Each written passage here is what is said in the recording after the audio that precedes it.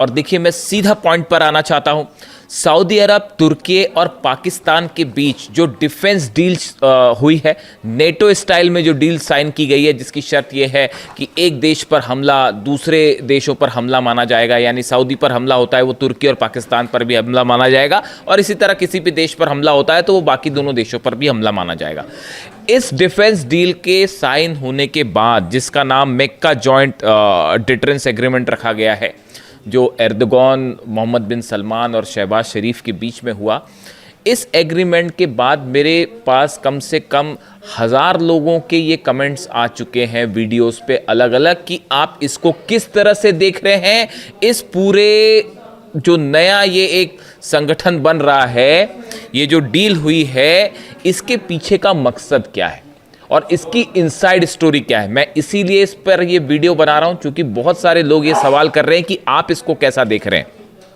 सबसे पहले मैं शुरुआत ये करना चाह रहा हूं कि इसको लेकर ईरान की तरफ से क्या प्रतिक्रिया आई है, ईरान ने सऊदी को क्या जवाब दिया है इस नेटो, जो मुस्लिम नेटो कहा जा रहा है सो कॉल्ड। देखिए पहली बात तो मेरी व्यक्तिगत राय अगर आप जानें, ईरान को किसी भी ऐसे संगठन में शामिल किए बिना वो संगठन कभी सक्सेसफुल नहीं हो सकता।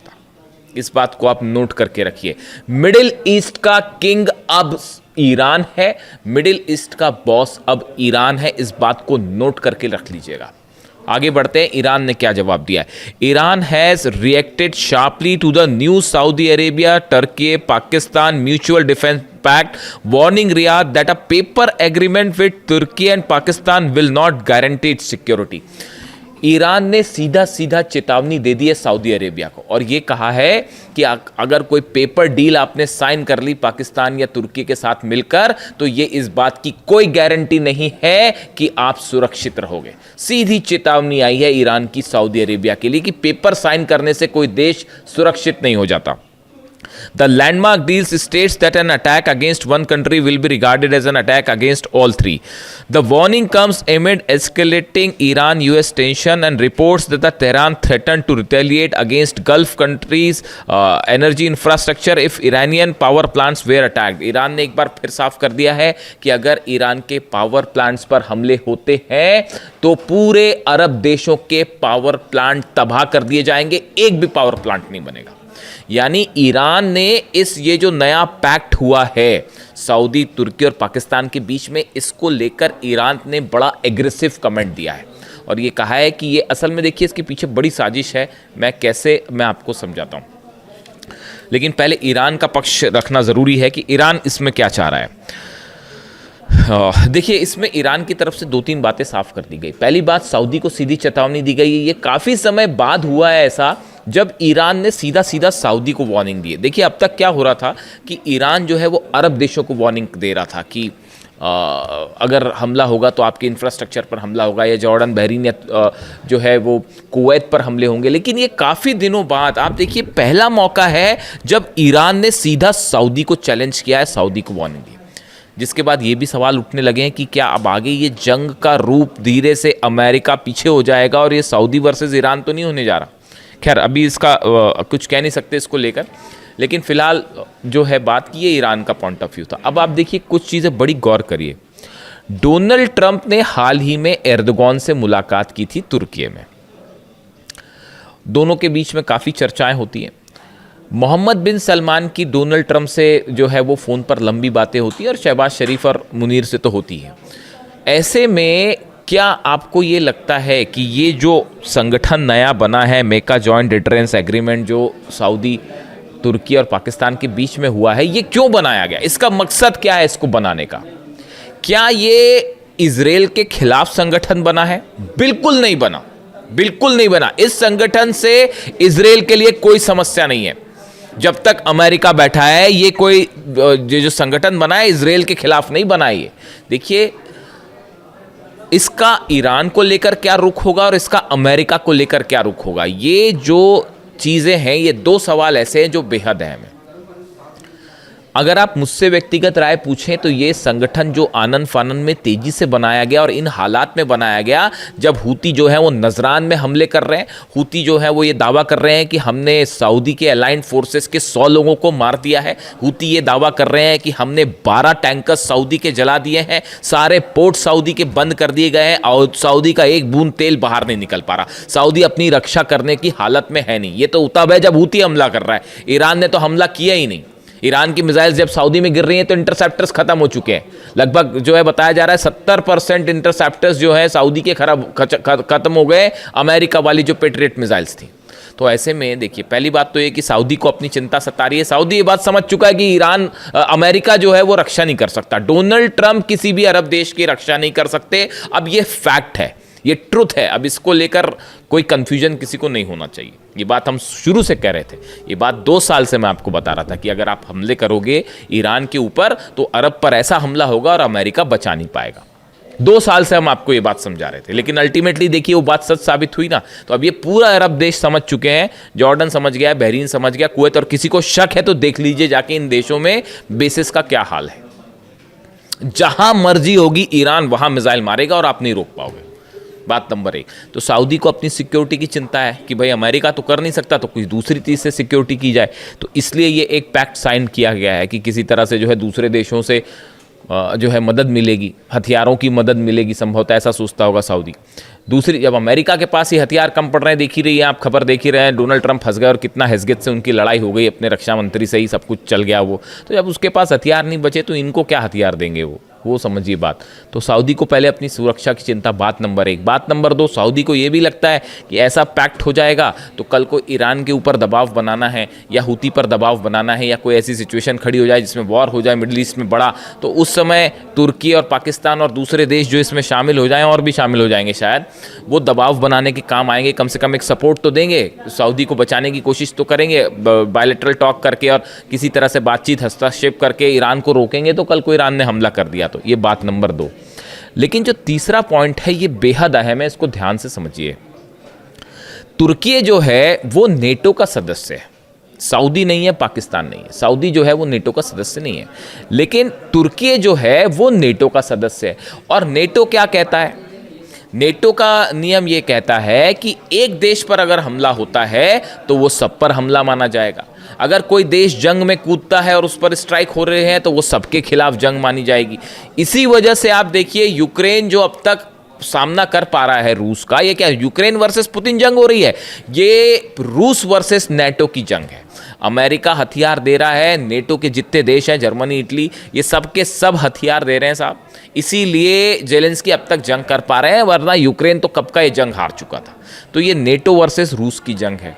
तो आपने क्या किया कि तुर्की नेटो का सदस्य है, तुर्की के खिलाफ जंग मतलब नेटो के खिलाफ जंग मानी जाएगी। अब तुर्की का पैक्ट हो जाता है, सऊदी से करवा दिया जाता है, यानी सऊदी पर हमला माना जाएगा तुर्की पर हमला, और तुर्की पर हमला माना जाएगा नेटो पर हमला। यानी ये एक रास्ता बनाया गया है कि कल को सऊदी को बचाने के लिए नेटो आए तो वो अपनी फोर्सेस भेज सके, अपने एयरप्लेन भेज सके, अपने डिफेंस सिस्टम भेज सके, अपनी मिसाइलें भेज सके। समझ रहे हैं आप इस बात को? क्लियर है या कंफ्यूजन है कोई? देखिए, तुर्की पर हमला यानी नेटो पर हमला माना जाएगा, ठीक है। ये जो नेटो का नियम है खुद ये कह रहा है कि तुर्की किसी भी सदस्य पर हमला तो तुर्की पर हमला यानी नेटो पर हमला। और अब ये डील होने के बाद, ये मेका जॉन डिटरेंस एग्रीमेंट के बाद, सऊदी पर हमला यानी तुर्की पर हमला माना जाएगा, और तुर्की पर हमला यानी नेटो पर हमला, तो फिर नेटो भी सऊदी की मदद कर सकता है तुर्की के जरिए खास तौर पर। यानी एक देखिए, मिडिल ईस्ट में हकीकत क्या है? हकीकत ये है कि अमेरिका और इजराइल का तो खैर ईरान से अब कोई मुकाबला ही नहीं है। ईरान जब चाहे वो इजराइल को घुटनों पे ला देगा, जब चाहे तब। अकेले जंग करने की हिम्मत ही नहीं। आप दुनिया के किसी डिफेंस एक्सपर्ट से जाके पूछ लो, क्या इजराइल ईरान के साथ अकेले जंग कर सकता है? बिल्कुल नहीं कर सकता। नेतन्याहू, इजराइल, मोसाद, सब ये जंग हार चुके हैं। ये मैं डंक की चोट पे कहने को तैयार हूं और मुझे किसी ये कहने में कोई हर्ज नहीं है। कौन सा डिफेंस एक्सपर्ट आप ले आए, क्या कर पाए इजराइल के जेट्स, बताइए। और अगर अकेले लड़ लें तो उसके बाद तो वो हाल होगा जो जॉर्डन, कुवैत और बहरीन का हुआ। इतना ठोकेगा ईरान।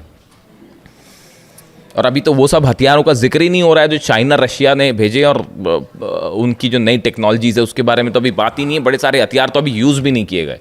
खैर, तो अब जो है अमेरिका अकेले मुकाबला नहीं कर सकता ईरान का, ये बात साबित हो चुकी। शुरू में ये सोच के चल रहे थे कि बस 48 घंटे में निपटा देंगे हम ईरान को, आज 5 महीना हो गया, खत्म हो गया। आगे देखिए कैसी हार्मूज में कैसी हालात है, गिड़गिड़ा रहे हैं डील के लिए। लिटरली गिड़गिड़ाना शब्द होता है ना, देखिए मैं ज़्यादा चीखना चिल्लाना करता नहीं, तो मैं प्रेम से ही बात करता हूँ। तो ऐसा है कि वो जो गिड़गिड़ाना शब्द होता है ना, जो गिड़गिड़ाना, वो वाली हालत है अमेरिका की हॉर्मूज में। और ईरान ने कह दिया साहब देखो आपसे तो हम कोई बात ही नहीं कर रहे, हमको खोलना होगा हॉर्मूज तो खोलेंगे, नहीं खोलना होगा तो नहीं खोलेंगे। और पहली वाली सिचुएशन तो आप एक्सपेक्ट मत करो कि पहली वाली सिचुएशन में हॉर्मूज चला जाएगा, है ना।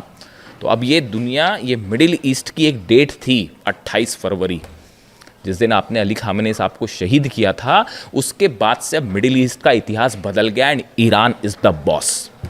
इस बात को गांठ बांध लीजिए आप। मिडिल ईस्ट में कोई भी मुस्लिम नेटो शब्द का इस्तेमाल हो रहा है इस शब्द के लिए, इस ऑर्गेनाइजेशन के लिए। मुस्लिम नेटो शब्द में, इस शब्द में ये शब्द तब सार्थक हो पाएगा जब ईरान की सेना इसमें शामिल होगी। मिडिल ईस्ट का कौन सा देश ईरान का मुकाबला कर सकता है, आप मेरे को बताओ। एक मेरे को मुस्लिम देश का नाम बता दो यहां पर जो ईरान का मुकाबला कर सकता है, बताओ, आप बताओ मेरे को, कमेंट करके बताओ, मैं कमेंट देता हूं आपको, कमेंट करके बताइए कौन सी देश, कल को सऊदी और ईरान की जंग हुई, 48 घंटे में क्या हाल होगा सऊदी का अंदाज लगा लीजिए आप, बताइए कोई अरब देश मुकाबला कर सकता है? अरे अमेरिका मुकाबला नहीं कर सका, मिल के वो उसने 12 देशों पे जो है ठोक रखा है ईरान ने। तो पूरा अरब और अमेरिका मिलके, इजराइल मिलके 5 महीने में क्या कर पाए आप ईरान का? तो सऊदी अकेला क्या कर लेगा साहब? इसीलिए ये पैक्ट हो रहा है और ये एक बहुत ही बड़ा प्लॉट है। ये कुछ लोगों का कहना है कि इससे इजराइल घबराएगा।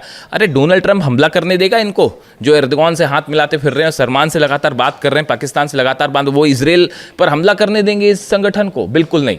हमेशा देखिए इजराइल की आलोचना की है, जो मुस्लिम कंट्रीज़ का जो ऑर्गेनाइजेशन है उनकी तरफ से और ये मुस्लिम देशों की तरफ से हमेशा सिर्फ इजराइल की आलोचना हुई है।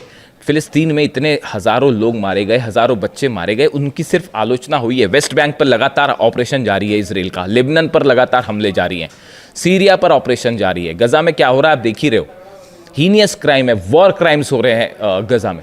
मुस्लिम देशों की तरफ से सिर्फ आलोचना हो रही है। हिम्मत करने वाला सिर्फ एक देश रहा जो मिसाइल मार रहा है, वो ईरान मार रहा है, भूलना मत इस बात को। अली खामेनी साहब ने हमेशा कहा जब ज़रूरत पड़ेगी हम युद्ध के लिए भी तैयार हो जाएंगे। लेबनान के लिए भी वो जंग के लिए तैयार हो गए, गज़ा के लिए भी जंग के लिए तैयार हो गए, इसीलिए खामेनी साहब थे। अब ये जब मैं मीटिंग्स देखता हूँ ना ऐसी, मतलब टू बी वेरी फ्रैंक भाई, देखो मेरे को जो लगता है मैं अपनी राय बता रहा हूँ, आपको ठीक लगता हो तो स्वीकार करिए, वरना आपकी आलोचना का भी स्वागत है। चूँकि ये पब्लिक प्लेटफॉर्म है इसलिए मैं आपकी आलोचना का भी स्वागत करता हूँ।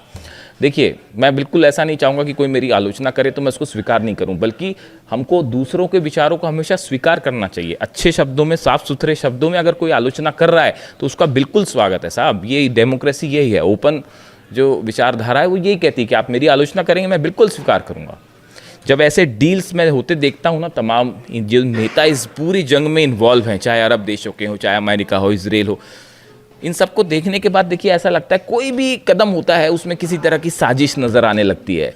सामने कुछ और हो रहा है, पर्दे के पीछे कुछ और हो रहा है, डिफेंस डील हो रही है तो किसके मन में क्या प्लान है, ट्रम्प की क्या साजिश है, इजराइल की क्या साजिश है। आप देखिए एक शख्स थे सिर्फ अली खामेनी साहब, जिनकी मंशा पर कभी कोई शक नहीं करता था, दुश्मनों को भी शक नहीं था। उन्होंने कह दिया कि साहब मैं जो सामने वो पीछे मैं बात नहीं करूंगा मतलब नहीं करूंगा, मैं डील नहीं करूंगा मतलब नहीं करूंगा। उन्होंने कहा था अमेरिका से बात करने का कोई मतलब नहीं है। आज देखो आज क्या हालात है, इतनी जंग हो चुकी, इतनी जंग हो गई इतने दिनों बाद, 5 महीने की जंग देखिए।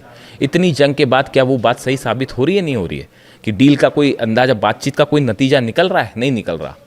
तमाशा बना रखा है कि बस अब जंग हो रही है, नहीं अब बात अच्छी हो रही है, नहीं आप सीज फायर कर लेते तो ऐसा कर लेते। बात सच साबित हुई ना अली खामेनी साहब की, ये विजन था उनका, इसीलिए he was the supreme leader and that's why I like Ali Khamenei साहब।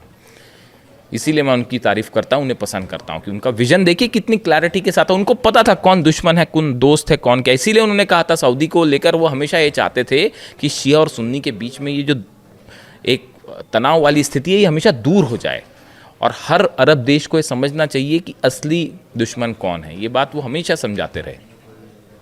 खैर, तो अभी देखिए मुझसे चूंकि इस ऑर्गेनाइजेशन के बारे में बोला गया था, इस डील के बारे में पूछा गया था, मक्का जॉइंट डिटरेंस एग्रीमेंट के बारे में आपकी क्या राय है? मेरी बड़ी साफ राय है कि ये अमेरिका के बैकिंग के साथ एक एग्रीमेंट किया गया है जिसका लक्ष्य है ईरान और हूती या हिजबुल्ला ऐसे संगठनों को काउंटर करना, ये कोई बड़ा इजराइल के खिलाफ कुछ नहीं है, भूल जाइए। और ये चूंकि अकेले अमेरिका मुकाबला नहीं कर सकता, इजराइल मुकाबला नहीं कर सकता, तो अरब देशों को ईरान के खिलाफ खड़े करने की, और ज़रूरत पड़ी तो इन देशों को आपस में जंग में शामिल करने की। हॉर्मुज़ खुल नहीं पा रहा तो बोले क्या एक पैक्ट करवा देते हैं, चाहे ताकि मिल के हॉर्मुज़ खुलाएं। खुद बैठे बैठे वहाँ तमाशा देखो, खुद की उधर जनरल डेन कैन कह ही रहे हैं अमेरिका की कि जो है वो बाहर निकलना चाहिए, अब कैसे युद्ध से बाहर निकला जाए। तो ये एक बड़ा प्लान है ईरान के खिलाफ एज ऑफ नाउ जो स्थिति लगती है।